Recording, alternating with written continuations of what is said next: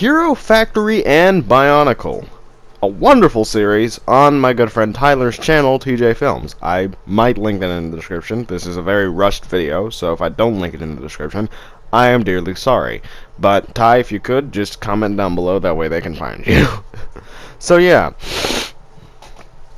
But Hero Factory and Bionicle. This is actually a very, I was supposed to make this video a long time ago, and I've just been procrastinating because I've had to make Count 9, I've had to make Lance Arena. I am actually making a Lance Arena game. I will definitely need assistance. I haven't gotten anywhere at all, by the way.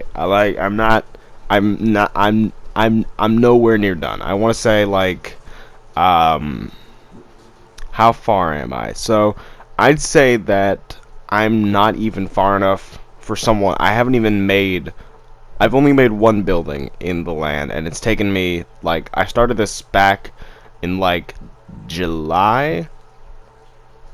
Yeah, back in July, and I've only made a building, and I haven't even furnished it. I just made the walls, and then I put the floors, and that's it, you know? So I haven't even made the full building yet, so bear with me, and I will soon get you Lance Arena. But now I can finally make this video because I have nothing to do today, so let's go ahead and make this video. Hero Factory and Bionicle. Hopefully I'll throw some pictures of it up on screen. If I don't, I'm sorry. But Hero Factory and Bionicle is a series on TJ Films, the channel TJ Films. This series is about Hero Factory and Bionicle. Very self-explanatory. However, there's a collaboration between other universes, such as Star Wars. That's it. Just Star Wars. So, I forgot where I was going with this. I don't have a script. So, remember that. I never use script. I always go ad-lib. But Hero Factory and Bionicle is a very good show about, like, all these different things. Oh my gosh, I was ranked 57. Good lord. I'm ranked like 90 something now, and this was only recorded like a few days back. Good dang. Alright, well anyways, Hero Factory and Bionicle, you know, it's a good show, and it's about Hero Factory, Bionicle, and Star Wars. I feel like that was definitely, it's a good decision because he needs more people, you know. I mean, I don't blame him for needing to get, like, having to get, you know, more people for the series. You know, he needs more people to use, you know, like, you get what I'm trying to say. Like, you know, he can't just have his, like, because I'm pretty sure he doesn't really have a lot of Bionicles or Hero Factory, but he does have, like, when he adds the Star Wars CCBS toys to that, Lego sets to that, then he has a lot more, and so I guess that makes sense. And yeah. But I'm just gonna say this quickly. I feel like Star Wars definitely does not mix in very well with the storyline. I feel like it's fun because I love Star Wars, so I'll let that slide. But like, for people who are like diehard fans of Fear Factory and Bionicle, and like they just see Star Wars, like they're not gonna really like that. I feel like they won't really appreciate that. Now, I personally, I'm fine with Luke and Han being there. But I feel like Kylo Ren, Darth Vader, you know, all those people, I feel like it should, like, stop there. Maybe, like, have one Star Wars villain, or maybe one Star Wars hero and one Star Wars villain or something. But, you know, he's using all the sets. I guess he can go ahead and do it. It's his series. He can do what he wants. And I don't blame. I don't mind. The only thing that I mind is, just how strange. Like, it's a bit weird. Like, they don't really fit well with each other, Hero Factory and Bionicle. Like, they're not very similar in the way that they're built, you know what I mean? Hero Factory is about robots, and that's about it. Robots trying to save a galaxy from evil. Bionicle, I'm not a Bionicle fan. I just buy the sets because they look nice. But I'm pretty sure Bionicle is about like some form of like spiritual power that is gifted by these masks, and they all have elements inside of them. And so I guess that's kind of similar to what's it called? To Star Wars, but I don't know. I would say I don't watch Star Wars, but I do watch Star Wars. That's about a straight up lie right then. So sorry if I'm sniffling. My nose was running this morning, so yeah. But I do like Her Factory Bionicle. It is a very enjoyable series. It is definitely one of my favorites out there. Like, not just like Bionicle series. It is my favorite, one of my favorite series out there right now. So yeah. So that's just the base idea. I give the whole series a 9 out of 10. The only reason why I'm giving it a 9 is because of the inconsistent uploads. However, TJ Films did clarify that he was going to have schedules for Season 2. Like, you know, he's gonna... I think it was for Season 2 at least, or maybe... I'm pretty sure, I forgot. But anyways, if it was Season 2, then that means that he, you know, said he's going to do more consistent uploads. He's going to, like, record it and schedule it, so it's going to come out, like, maybe every other week or something like that. So, that's a great move on Ty, and, you know, I can't wait to see what he's going to do with Hero Factory Eternity. Hero Factory Bionicle Eternity. Let's go on with the episodes. I don't really... I don't want to go back too far, so we'll just start with, like, the episode right before Falcon. Falcon? Did I literally just say Falcon? Okay, Falcon.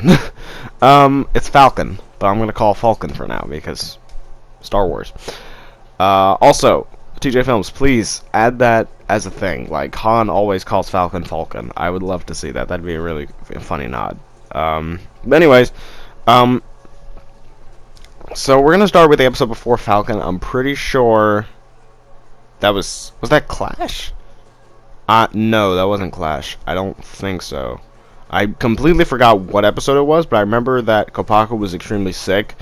I forgot what episode it was called, but anyways, that is definitely by far one of the best episodes out there in Her Factory Bionicle. Like, it is very well written. It's very, you know, what's the word? It's very like immersive, I guess. Like, I feel like I was there in that episode. Like, just little things that he did in that episode that he didn't do before, like in past episodes. Like, that made me feel like I was there in that episode, you know, with the heroes. I don't know, but that was just me. I might just be acting weird, but, like, you know, I also liked the idea of Kopaka, you know, being, you know, poisoned. I thought that the reason he was poisoned was like an unknown reason, but apparently he was bitten by a beast. Bitten by a beast, huh? He was bitten by a beast, and yeah. So, like, with that, like, I mean, I didn't really know that was the case. I thought that he was just poisoned. I had no idea that he was bitten by a beast, and the beast was poisonous. So, I mean, I guess I like that idea a little bit, but, I mean... I feel like it would have been interesting if it was an unknown disease that he had. Like, it was just something completely random, something that we have no idea about. Kopaka not dies, but like he's so ill that they can't do anything about it. And then we find out later it's something that the witch doctor curried up or whatever, or just something crazy like that. But that's just what I'm into. It's not what y'all are into. I mean, maybe it is. I don't know. But I'm into like incurable diseases that can only be cured by some power like the Force or something. I would say spiritual power, but it's not really. I'm not really into spiritual stuff apart from Christianity. So yeah. But you know, I do like the show. I love it. It's definitely my favorite. One of my favorites. So let's move on to Falcon. What do I like about Falcon? Well, I love all the characters in the beta team. Is it beta or beta? I think it was beta. I forgot if it's beta or beta, but whatever. I really like all the characters in the beta team. I like how they showed Percy Jackson in there. Like, you know, we don't know anything about him, but now maybe we do know something about him. I forgot. I haven't watched those episodes in a long time. But you know, we saw Percy Jackson. You know. And so we know that him and Falcon have a past with each other. Like, we know that they are maybe not good friends. They definitely aren't good friends, but they know each other. You know, they're nice. They're acquainted. You know, and so I think that was a very interesting thing. I really enjoyed that. A very interesting thing. A very interesting nod to Percy Jackson. I want Falcon is definitely one of my favorites. Jeez. if not my favorite out of the origin arc. So I'm trying to think of like what my favorite part was in the whole arc, or in that episode, I should say, not the arc. I'm sorry. What my favorite part it was in that arc. Favorite part in the arc. Huh. I'd have to say that my favorite part was when like it all went south and there was like debris everywhere right before Falcon turned into commanding chief, the commanding officer, whatever. You know, I like that idea, and I think that Cade Bear's death was definitely a very, like, I didn't expect Cade Bear to die, even though I saw the script. Like, I wasn't expecting that. I mean, I should say I wasn't expecting that to happen so soon. I was expecting that to happen, like, maybe Falcon would mention it later on, or something. Like, maybe at the end, we'd have, like, a recap of, like, the future, and then he'd be like, that's how Cade Bear died, or something. Or, like, after that, Cade Bear died, or something. But I really was not expecting that. I was reading the script, and I was like, wait, what? Cade's dead? And so, I think people with the name Cade are 100% going to die, so don't name your favorite character Cade, okay? Because he's going to die. It's just an urge. You need to kill off the guy named Cade. So, yeah. But Falcon is definitely one of my favorites. Moving on, I think the next one is Percy Jackson. Yes, the next one is Percy Jackson. I loved Percy Jackson. It was a very emotional story of, like, you know, like broken families and stuff. And, you know, I mean, I don't think that Ty was trying to raise awareness about that. Like, I think he was just making a movie. But, you know, I just think it's interesting, because I know, like, so many kids that live in broken families, and I showed them that, and they were like, dang, like, you know, the way that Percy was acting to this, like, that's the way that they want to act. And I think that is just, like, amazing that, you know, I showed this to someone who has, like, their parents are divorced or something, and, like, you know, just something simple like that. Like, that triggered something, like, that made them, you know, remind, like, Percy, what was going on in Percy's life, that reminded them of themselves, which I think is amazing. I don't know, so, I mean, that was amazing. That's definitely giving it 10 stars. Like, I mean, you got it spot on, my boy. So moving right along, what do I like about Percy Jackson, the episode?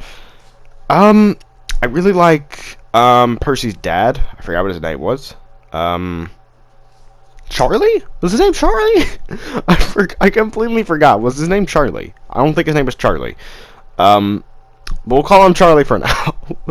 So, I also don't remember, what's his name? I also don't remember, his mom's name.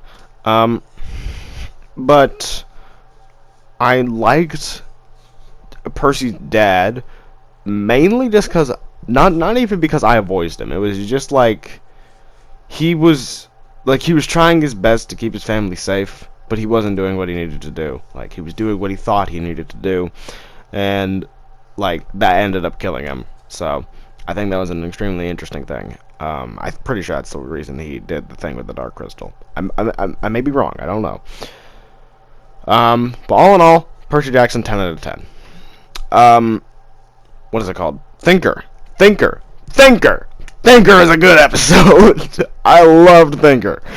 It is such a wonderful episode. It kind of felt like a William Furno kind of thing, which is what I loved about it. It felt like something that William Furno would have made. And, like, the way, the scenery that you used, the outdoors, the lore, like the backstory of Madame Nui, the masks, the Matoran, the Toa thing, the everything. It was just amazing. And I loved the fact that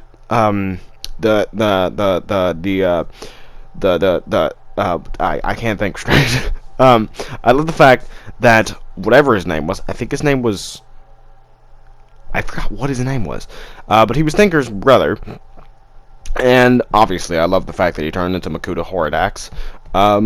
So basically, fun fact, I wasn't actually expecting him to turn into. I read the script. I heard he's gonna turn into a Makuta. But I didn't know, like, his name is gonna be Makuta, and then his name, and then Ty was like, I'm gonna switch his name to Makuta Horodax, and I was like, okay, thanks. And so I didn't even know, like, I knew the origin story of Makuta Horodax, and it's extremely similar to this guy. So basically, the Makuta Horodax story is that him and his brothers were guardians. That's what they were called originally. They were called the Guardians of the Mask of. I think it was. I forgot what the mask was called. I think it was called the Mask of. I think not Ultimate Power. It's just like the Mask of Power, or the Mask of. I forgot what it was called.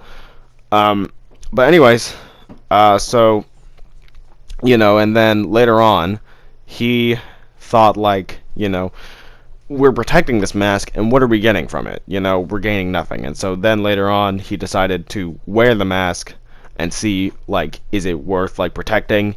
And so he saw a vision of, like, what was to come, and he was like, the only way that we can prevent this is if one of us keeps the mask. And that, like, caused Olatoa to go against him, and they're like, brother, we don't want to kill you. And then he was like, if you don't help me, you're going to die, and all this stuff. And basically he ends up killing all his brothers and sisters, and then becomes Makuta Horodax from someone named Neglectus, who is not a Makuta. Nowhere near a Makuta. He's extremely weak, and yeah. But, so it's extremely similar to that, and I love that. So moving along, what was I going to say? So, Thinker. Yes, that's what I was talking about. I just got distracted on the Makuta Horodax origin story. So Thinker was a very good episode. Motoro did splendid. Like, I don't think I could have gotten a better voice. Motoro's voice is just, like, the perfect voice for, like, the wise old man. Like, his voice is dark enough that it doesn't, like, his voice is dark enough that way it can sound menacing when needed, but it's light enough that way it can sound, like, peaceful and helpful when you need it. Like, his voice is just, like, so good. And, I don't know why I chose a sniper. I'm terrible with sniping, but I think I had, like, 2 good scopes with this. I might be wrong. Nope, I just hit a Desert Eagle hit. Okay. Well, anyways, but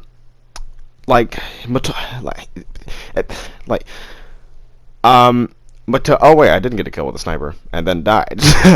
Alright, but like, Motoro did a wonderful job with playing as, I forgot his name. I forgot everyone's name. But he did a wonderful job with that, and I couldn't have picked better. I honestly couldn't.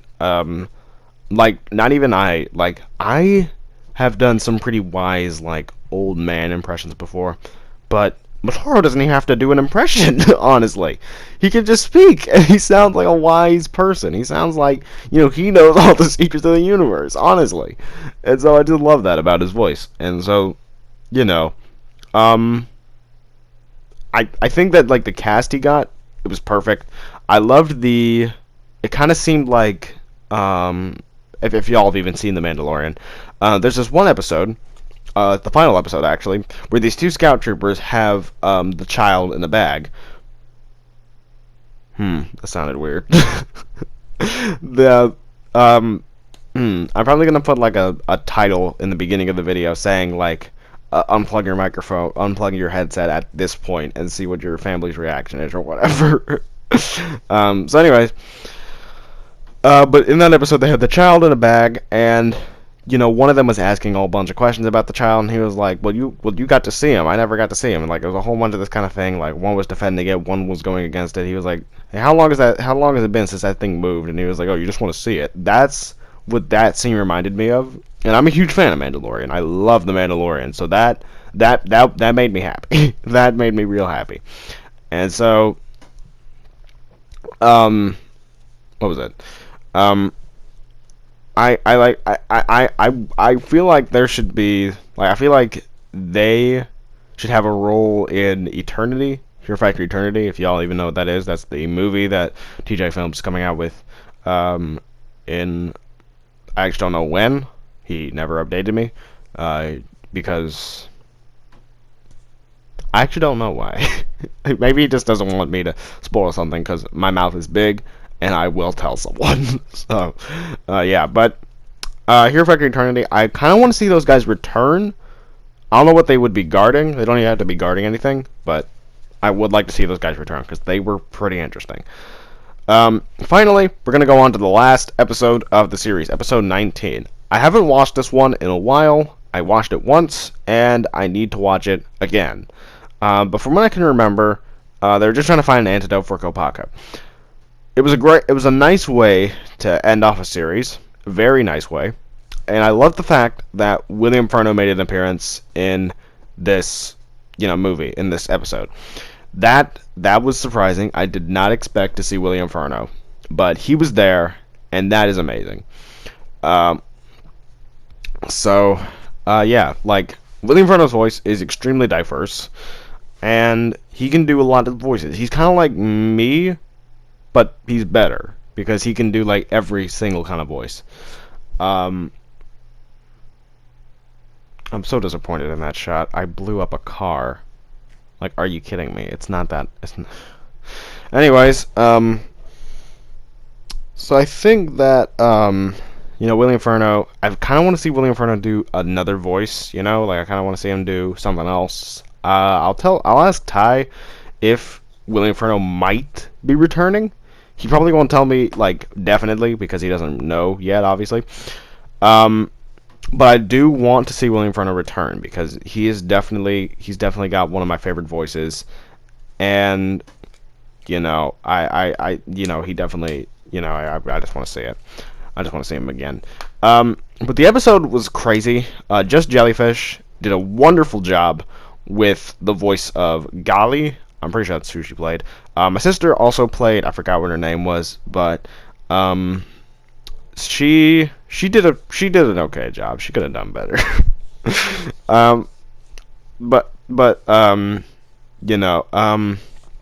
Yugzo played a role. Pretty sure he played as Jimmy. I think he also played as Jamie. I might be wrong, but I'm pretty sure that their names are. I'm pretty sure that's who he played. He may have only played one. I don't actually know. I really liked it, and I feel like the only thing that he could have changed, whatever his name is, Ty. The only thing that he could have changed is, I'm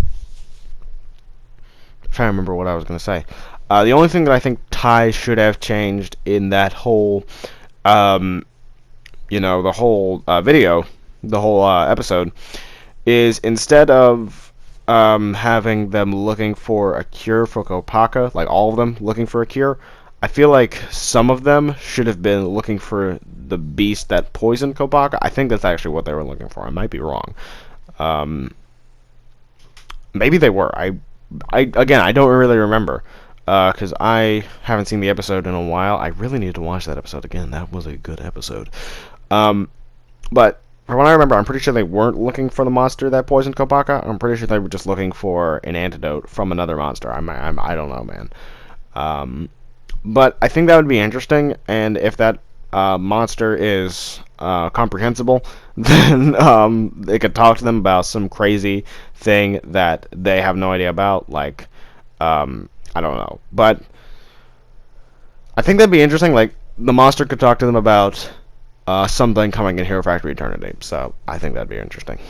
Well, anyways, all in all, I'm just going to go ahead and give Her Factory Bionicle a 9 out of 10. It's a very good series, but there's just like one or two things that I think could have been changed. But apart from that, it is still my favorite series out. It's still one of my favorite series. I put it in like my top 5. Star vs. the Force of Evil is number 1. Nope, that's a lie. It's number 2. I don't know what number 1 is, but it's number 2. So anyways, no, I'm getting sidetracked. Thank you guys for watching, and I'll see you guys later. Hey fighters, and I'm out.